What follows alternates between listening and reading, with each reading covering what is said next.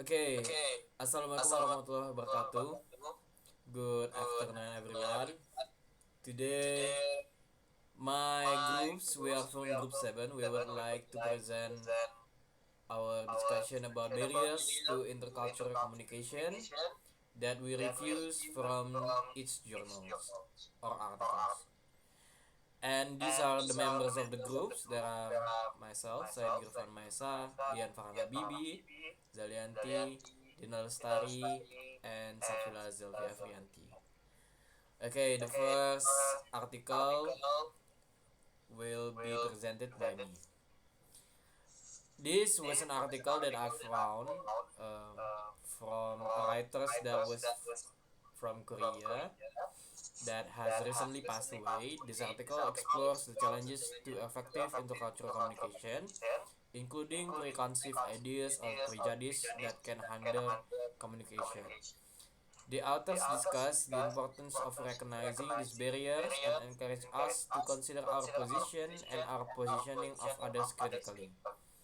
They also explore the concept of ethnocentrism, essentialism, and othering, which can further hinder communication. The author suggests that being open to differences and variation is an essential part of effective communication. Jadi singkat cerita dari artikel yang saya temukan ini, dari jurnalis yang temukan ini yang berjudul Discovering Intercultural Communication from Language Users to Language Use. Jadi sebenarnya kalau yang saya dapati sebagai barrier terbesar dalam berkomunikasi antar intercultural itu adalah personalnya, jadi orangnya, pribadinya. Contohnya itu seperti teman-teman saya di kelompok ini, kami semua itu orang Indonesia. Jadi kami semua secara otomatis dapat berbahasa bahasa Indonesia. Namun level pengertian kami dalam berkomunikasi itu berbeda-beda. Jadi masih ada kalanya bahwa kadang saya tidak mengerti apa yang Lian katakan, kadang Zalianti tidak mengerti apa yang saya katakan, atau kadang Dinda tidak mengerti apa yang Zelvi katakan. Nah, ketika hal tersebut dibawa ke kancah internasional, to international level, which language are different, yang bahasanya tentu saja berbeda-beda, itu menjadi problematika yang lebih besar lagi gitu. Di artikel ini juga di jurnal ini juga membahas tentang ethnocentrism, essentialism, dan othering ataupun perbedaan itu. Jadi membeda-bedakan ras, suku, dan agama. Ethnocentrism tidak dapat menerima suku dan agama lain atau ras lain atau budaya lain. Nah, namun kalau misalkan dari penulisnya sendiri menyarankan bahwa untuk menerima budaya luar tadi kita harus berusaha untuk terbuka supaya kita dapat mempelajari budaya-budaya lain dan kita dapat mengerti dalam berkomunikasi interkultural. Kalau misalkan pendapat saya sendiri untuk mengatasi masalah tersebut adalah kita berusaha untuk mempelajari gerak-gerik tubuh atau bahasa tubuh. Karena pada umumnya ketika kita berbahasa atau berkomunikasi dengan orang lain yang di luar dari budaya kita, kita biasanya memperhatikan gerak-gerik tubuhnya, berusaha mengetahui apa yang sedang ia katakan. Okay, that is all from me, and the next one will be bring by Lian Farhan Habibi. To Lian Farhan Habibi, time is yours.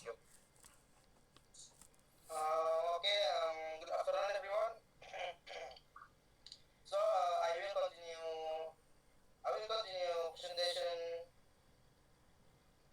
from Girfan, and my topic title is Intercultural Communication Competence, Initial Application to Structures, Communication as a Basis to Assess Multicultural Teacher Education Programs. The finding of the present study show that the concept of intercultural communication competence may apply to assess instructors' communication with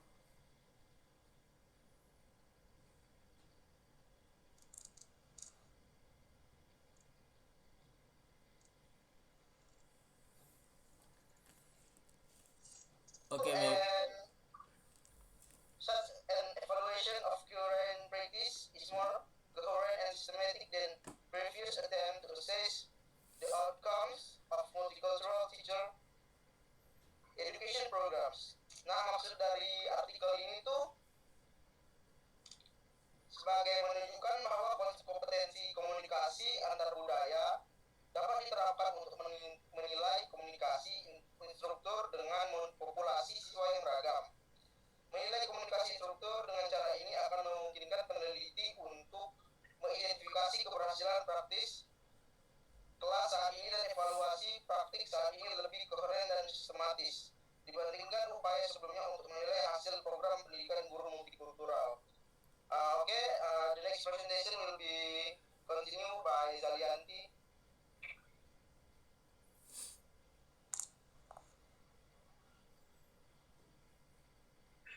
Okay, I will explain about my journal. The journal deals with the case study focused on exploring certain problems in intercultural communication of Ukrainian and Chinese students in the academic environment of Sumy National Agrarian University. It was concluded that the student will learn the target language idioms belonging to the conceptual spheres agriculture, gain knowledge of the geographical and economic condition, moral values, and tradition of the target language native speakers, became aware of the analogies in their own background. The participant relates that they could eliminate obstacles that impede intercultural communication by mastering culturally marked target language, material cornering the spheres of their future professional. Jadi dapat saya pahami dari artikel tersebut, artikel ini membahas tentang masalah dalam komunikasi antar budaya mahasiswa Ukraina dan Cina di lingkungan Akademik Universitas Agraria Nasional Sumy. Nah, jadi menurut saya solusi yang dapat menghilangkan hambatan yang menghambat komunikasi antar budaya dalam artikel ini yaitu dengan menguasai materi bahasa yang bercirikan budaya-budaya yang mengenai bidang profesional yang membahas tentang di bidang konseptual pertanian tersebut. Oke, sekian dari saya lanjutkan kepada Dinda. Okay, so in this journal, the author provides some insight into the problem of barriers to intercultural communication between Sino-Russian people. The author invites a further review of Sino-Russian intercultural communication, highlighting several major obstacles, including differences in communication style, language barriers, cultural differences, and stereotypes. There are several things that can be done about intercultural communication barriers between China and Russia, including developing intercultural competence, building trust and understanding, and creating a supportive intercultural environment that encourage understanding and cooperation. So, jadi di jurnal ini penulis meriset tentang bagaimana cara pandang, bagaimana siswa Cina dan siswa di Rusia, karena mereka memiliki perbedaan sangat signifikan, mulai dari abjad, bahasa, dan budaya, cara pandang mereka. Jadi untuk menghilangkan penghalang dari antar budaya itu adalah dengan seperti mengadakan program pertukaran pelajar atau pengenalan budaya-budaya antar negara. Sekian dari saya akan lanjutkan kepada Zelti. Baik, in my journal is about intercultural communication and barriers in Malaysia Public University. This article explores the challenge of effective intercultural communication, including preconceived ideas and prejudices that can hinder communication. The author discussed the importance of decreasing these barriers and encourage us to consider our position and our understanding of other critically.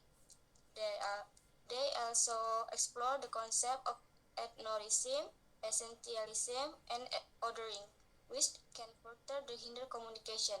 The author suggests to being open to different and variation in an essential part of effective communication.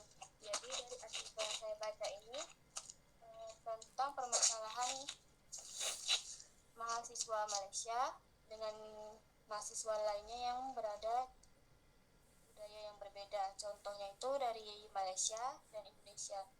Dan itu walaupun bahasa mereka hampir mirip dengan bahasa Indonesia dan ada Melayu, tetapi dalam beberapa kalimat Malaysia itu terdapat makna yang berbeda.